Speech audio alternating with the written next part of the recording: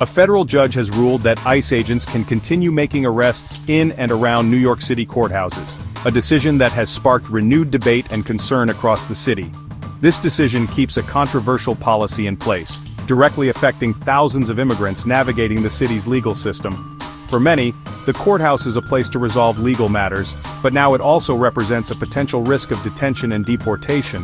The ruling, delivered by Judge P. Kevin Castell, found that the government provided enough justification for the policy, despite widespread criticism from advocacy groups, legal experts and community leaders who argue it creates a chilling effect.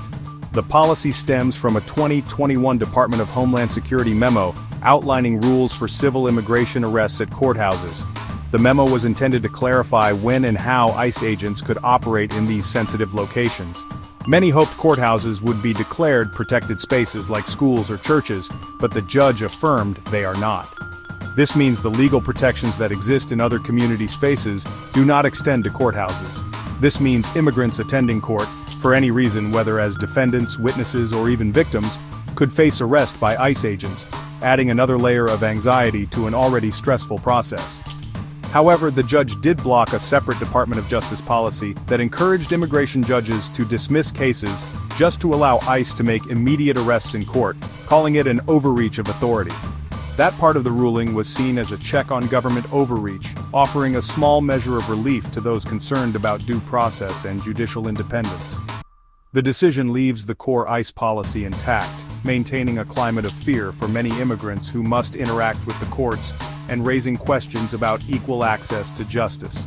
Critics argue this undermines trust in the justice system, making people less likely to come forward as witnesses or seek help from the courts. Supporters say it's necessary for law enforcement, insisting that the policy helps uphold immigration laws and public safety.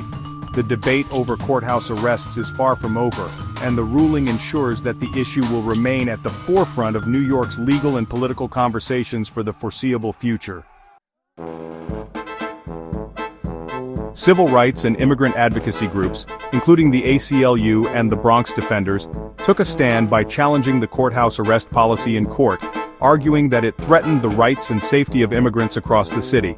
They argued that turning courthouses into traps for immigrants is not only unjust, but also fundamentally undermines access to justice for some of the most vulnerable members of our communities.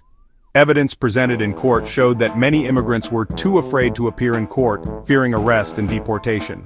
This fear led to people risking wrongful evictions, losing custody of their children, or not reporting crimes committed against them.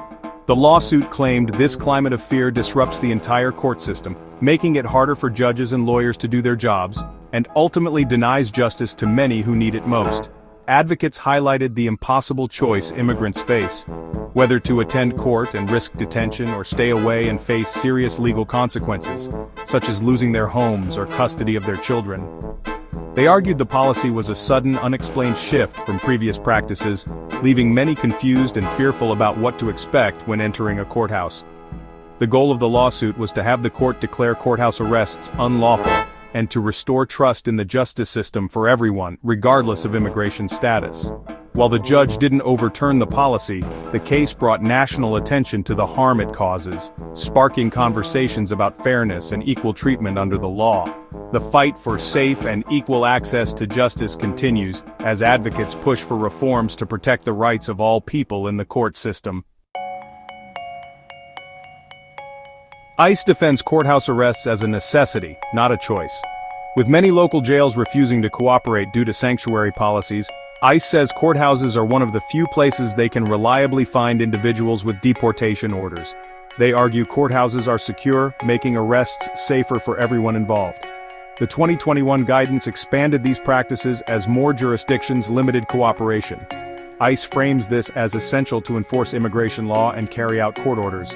Critics see it as an overreach, but ICE insists it's a logical response to local resistance. The debate centers on law enforcement needs versus community trust. Critics say courthouse arrests create a climate of fear that damages the justice system. Immigrants may avoid court fearing they might be detained, leaving crimes unreported and cases unresolved. Victims and witnesses fear detention, undermining prosecutions and public safety. Judges and lawyers report delays and dismissals because people are too afraid to appear. This reluctance to participate creates a two-tiered system, one for citizens, another for non-citizens. Some judges have openly opposed ICE's presence, seeing it as an intrusion.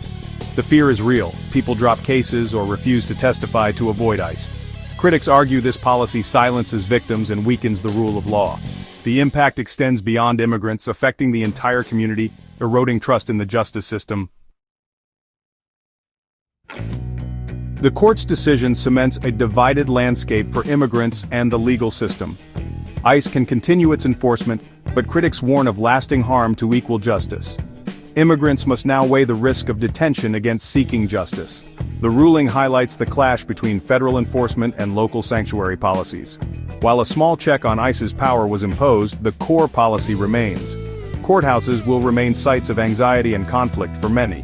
The legal and community battle over these tactics is far from settled. The future of immigrant trust in the justice system remains uncertain.